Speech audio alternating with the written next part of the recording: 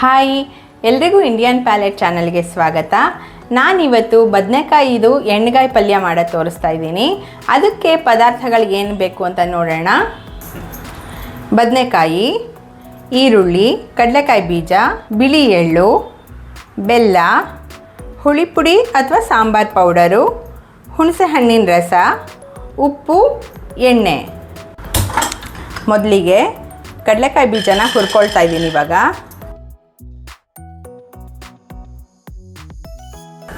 ಇವಾಗ ಕಡಲೆಕಾಯಿ ಬೀಜ ಹುರ್ಕೊಂಡಿದ್ದಾಗಿದೆ. ನಾನು ಇವಾಗ ಇದನ್ನು ಒಂದು ಪ್ಲೇಟಿಗೆ ಟ್ರಾನ್ಸ್ಫರ್ ಮಾಡ್ಕೋತೀನಿ. ಇವಾಗ ಎಳ್ಳು ಹಾಕೋತಾ ಇದ್ದೀನಿ. ಒಂದು 2-3 ಸ್ಪೂನ್ ತೊಗೋತೀನಿ ನಾನು ಎಳ್ಳನ್ನ.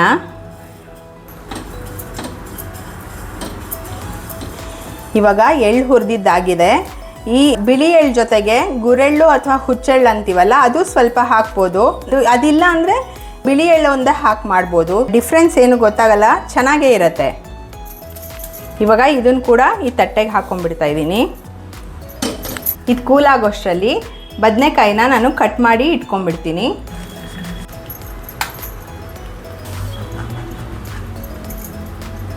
ಒಂದ್ಸಲ ಹೀಗೆ ನೋಡಿಬಿಟ್ಟು ಆಮೇಲೆ ಹೆಚ್ಕೋಬೇಕು. ಒಂದೊಂದು ಸಲ ಕೊಳ್ತೋಗಿರುತ್ತಲ್ಲ, ಹಾಳಾಗಿರುತ್ತೆ ಒಳಗಡೆ. ಇದೇ ರೀತಿ ಮಿಕ್ಕಿದ್ದನ್ನು ಎಲ್ಲ ಹೆಚ್ಕೊಂಡ್ಬಿಡ್ತೀನಿ. ಮೊದಲಿಗೆ ನಾನಿಲ್ಲಿ ಒಂದು ಅರ್ಧ kg ಬದನೆಕಾಯಿ ತೊಗೊಂಡಿದ್ದೀನಿ ಎಣ್ಣೆಗಾಯಿ ಪಲ್ಯಕ್ಕೆ. 1-2 ಈರುಳ್ಳಿ ಹೆಚ್ಕೋತಾ ಇದ್ದೀನಿ. ಇದು ಕೂಡ ಸಣ್ಣ ಕಟ್ ಮಾಡ್ಕೊಳ್ಬೇಕು.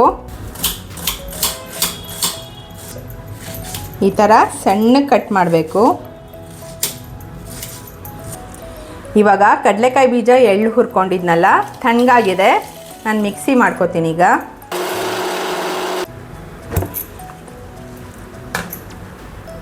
ನೋಡಿ, ಈ ರೀತಿ ತರ್ತರಿ ಇರಬೇಕು, ತುಂಬ ನೈಸ್ಗೆ ಬೇಡ. ಇವಾಗ ಮಸಾಲ ರೆಡಿ ಮಾಡ್ಕೋತಾ ಇದ್ದೀನಿ ಎಣ್ಣೆಗಾಯಿ ಪಲ್ಯಕ್ಕೆ. ಮೊದಲಿಗೆ ಹುಣಸೆ ಹಣ್ಣು ರಸ ಹಾಕ್ಕೊಂಡಿದ್ದೀನಿ. ಬೆಲ್ಲ ಹಾಕೋತಾ ಇದ್ದೀನಿ. ಬೆಲ್ಲ ನಿಮಗೆ ರುಚಿ ಎಷ್ಟು ಬೇಕೋ ಅಷ್ಟು ಹಾಕೋಬೋದು. ಹುಳಿ ಪುಡಿ ಇದೆಯಲ್ಲ, ಇದನ್ನು ಕೂಡ ಹಾಕೋತಾ ಇದ್ದೀನಿ. ಇಲ್ಲಿ ಒಂದು 3-4 ಚಮಚ ಇಟ್ಕೊಂಡಿದ್ದೆ, ಅಷ್ಟು ಹಾಕೋತಾ ಇದ್ದೀನಿ. ಉಪ್ಪು, ಕಡಲೆಕಾಯಿ ಬೀಜ ಎಳ್ಳು ಪುಡಿ ಮಾಡ್ಕೊಂಡಿದ್ನಲ್ಲ, ಇದನ್ನು ಹಾಕೋತಾ ಇದ್ದೀನಿ. ಹಾಗೆ ಈರುಳ್ಳಿ ಕಟ್ ಮಾಡಿ ಇಟ್ಕೊಂಡಿದ್ದೆಲ್ಲ ಅದು ಹಾಕ್ಕೊಂಡೆ. ಇವಾಗ ಇದನ್ನೆಲ್ಲ ಕಲಿಸ್ಕೊಂಬಿಡೋಣ ನೀಟಾಗಿ. ಈರುಳ್ಳಿ ಬೇಡ ಅಂದರೆ ಸ್ಕಿಪ್ ಮಾಡ್ಬೋದು. ಕೆಲವರು ಬೆಳ್ಳುಳ್ಳಿ ಕೂಡ ಹಾಕ್ತಾರೆ. ನಾನಿಲ್ಲಿ ಬೆಳ್ಳುಳ್ಳಿ ಹಾಕ್ತಾಯಿಲ್ಲ, ಬರೀ ಈರುಳ್ಳಿ ಹಾಕ್ತಾಯಿದ್ದೀನಿ. ನೋಡಿ, ಈ ರೀತಿ ಮಸಾಲ ನಾನು ರೆಡಿ ಮಾಡ್ಕೊಂಡಿದ್ದೀನಿ. ಇವಾಗ ನಾನು ಮಸಾಲಾನ ತುಂಬ್ಕೋತಾ ಇದ್ದೀನಿ. ನೋಡಿ, ಇದರಲ್ಲಿ ನೀಟಾಗಿ ಫಿಲ್ ಮಾಡ್ಕೋಬೇಕು. ನಾನು ಇದು ಕೈಯಲ್ಲೇ ತುಂಬಬೇಕು, ಸ್ಪೂನಲ್ಲೆಲ್ಲ ಸರಿ ಹೋಗಲ್ಲ. ಇದೇ ರೀತಿ ಎಲ್ಲನೂ ತುಂಬ್ಕೊಂಡ್ಬಿಡ್ತೀನಿ.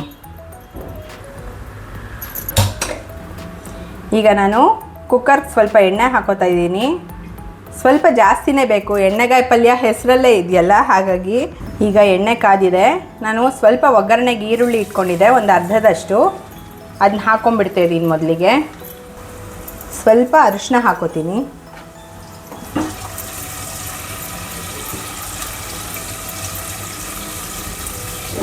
ಈರುಳ್ಳಿ ಫ್ರೈ ಮಾಡಿದ್ದಾಗಿದೆ. ಇವಾಗ ನಾನು ಬದನೆಕಾಯಿ ಎಲ್ಲ ಮಸಾಲ ತುಂಬ್ಕೊಂಡಿದ್ನಲ್ಲ, ಅದರಲ್ಲೆಲ್ಲ ಜೋಡಿಸ್ಕೊಂಡ್ಬಿಡ್ತೀನಿ.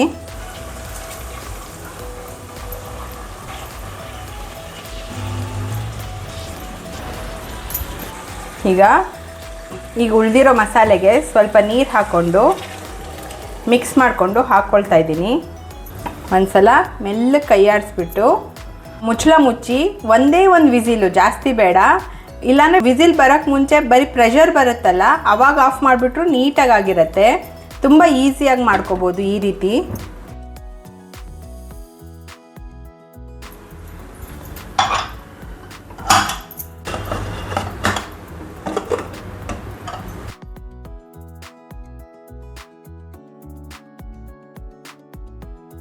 ನೋಡಿ, ಇವಾಗ ಎಣ್ಣೆಗಾಯಿ ಪಲ್ಯ ರೆಡಿಯಾಗಿದೆ. ಬದನೆಕಾಯಿ ಎಲ್ಲೂ ಕಟ್ಟಾಗಿಲ್ಲ ನೋಡಿ, ನೀಟಾಗಿ ಬೆಂದಿದೆ ಬದನೆಕಾಯಿ. ಈ ಎಣ್ಣೆಗಾಯಿನ ಚಪಾತಿ ಜೊತೆಗೆ, ಜೋಳದ ರೊಟ್ಟಿ ಜೊತೆಗೆ, ಅಕ್ಕಿ ರೊಟ್ಟಿ ಜೊತೆಗೆ, ಇಲ್ಲಾಂದರೆ ಅನ್ನದ ಜೊತೆಗೆ ಒಂದು ಸ್ವಲ್ಪ ತುಪ್ಪ ಹಾಕ್ಕೊಂಡು ಕಲಿಸ್ಕೊಂಡು ಕೂಡ ತುಂಬ ರುಚಿಯಾಗಿರುತ್ತೆ. ನೀವು ಒಮ್ಮೆ ಮನೇಲಿ ಈ ರೀತಿ ಎಣ್ಗಾಯಿ ಪಲ್ಯ ಮಾಡಿ ನೋಡಿ. ನನಗೆ ಕಮೆಂಟ್ ಮೂಲಕ ಹೇಗೆ ಬಂತು ಅಂತ ತಿಳಿಸೋದನ್ನು ಮರಿಬೇಡಿ. ಹಾಗೆ ಪ್ಲೀಸ್ ಶೇರ್, ಸಬ್ಸ್ಕ್ರೈಬ್, ಲೈಕ್ ಮಾಡೋ ಮೂಲಕ ನಮ್ಮನ್ನು ಹೀಗೆ ಸಪೋರ್ಟ್ ಮಾಡ್ತಾಯಿರಿ. ಮತ್ತೆ ಮುಂದಿನ ವಿಡಿಯೋದಲ್ಲಿ ಸಿಗೋಣ. ನಮಸ್ಕಾರ.